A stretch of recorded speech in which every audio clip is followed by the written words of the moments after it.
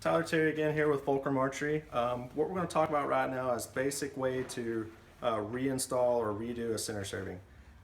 What I've done here is I've removed the cable guard and cable slide, and I've tied the cables down out of the way. So that's going to give me one, it's going to give me room to work, and two, it's going to keep tension on the string because this is a super important thing. The reason I want tension on the string is because it's going to allow me to put a tight, stable center serving on here, and it's also going to aid me in keeping control of the string to keep it from rotating while I'm actually applying the center serving, because I want it to go on fairly tight so that way there's no separation issues and it doesn't cut down on any of my performance with this string. Another thing that I'm going to cover is ideally you want to make sure that the direction of this serving is going to be going on the same direction that the actual string is twisted up.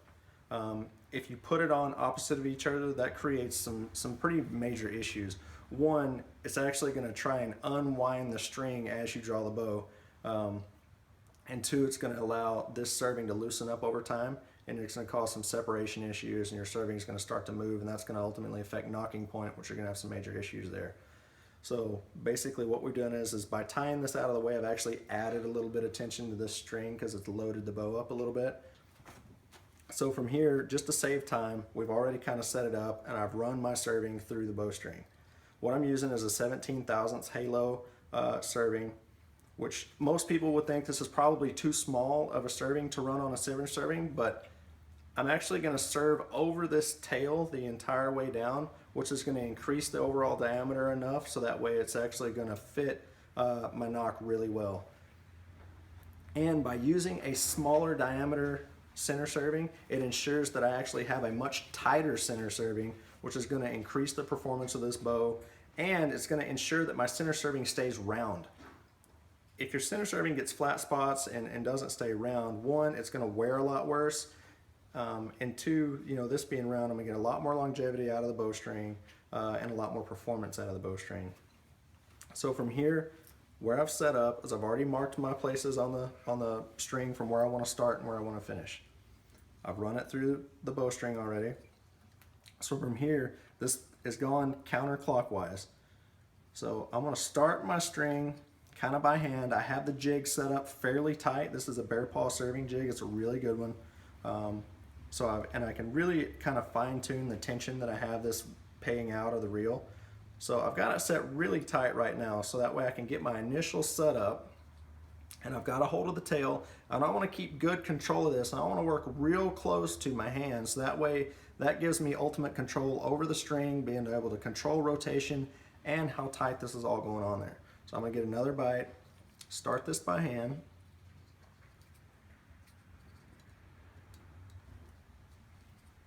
Okay, now I've caught up to the string.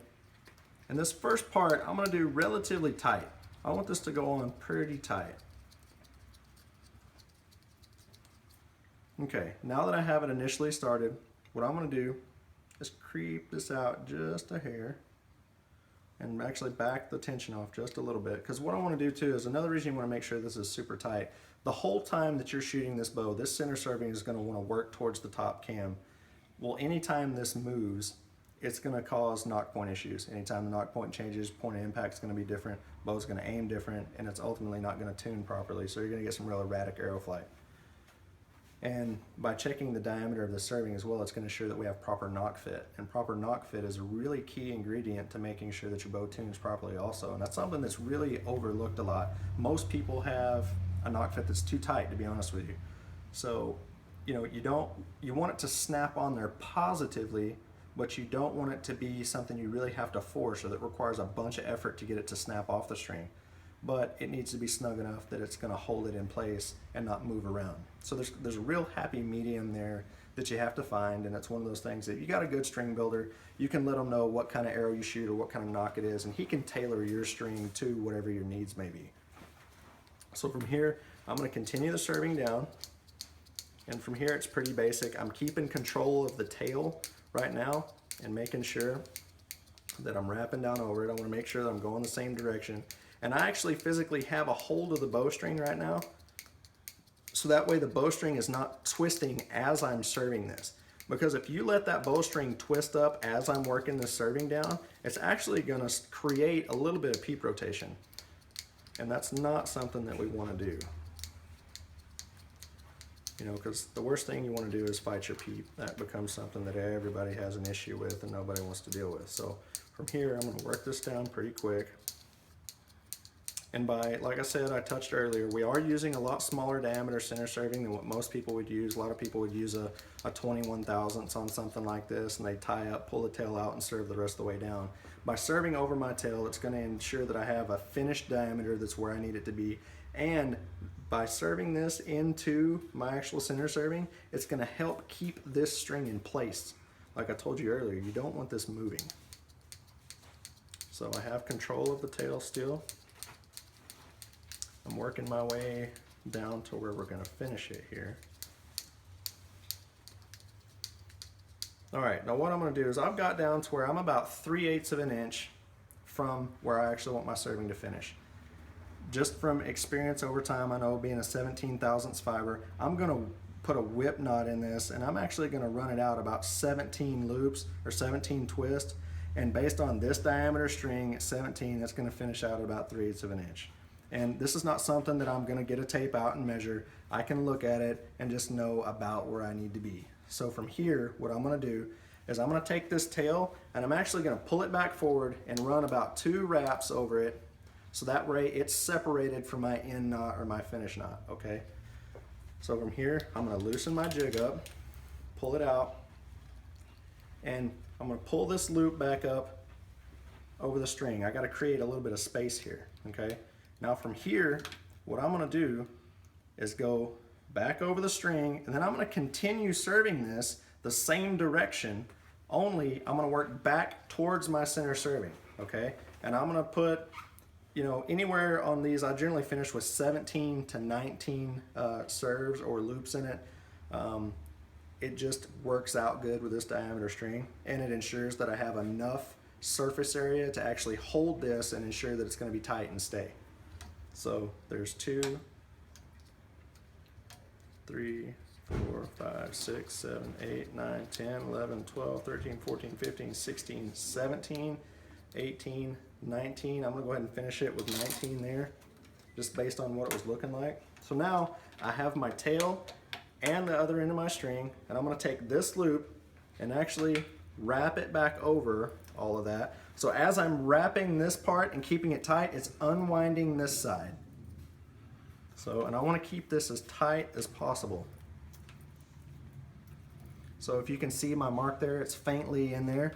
It's going to serve down past it just a little ways, but when I pull the knot back tight, it'll squeeze back up and finish right where I need it to finish.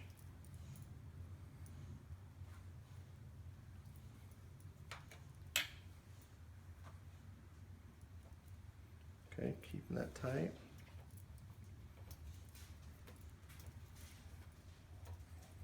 Okay, now I have this little loop hanging out, and something that I like to do, and this is something that's easy and it works good, is you can take just about anything and pull that out tight. Okay, so now I'm going to take my serving jig, which is actually attached to this loop, hold your spool and pull this down tight. Okay, now what this little piece of Allen wrench is going to allow me to do is pull this down and ensure that that finishes clean on the end of that serving. And it keeps me from pinching my fingers.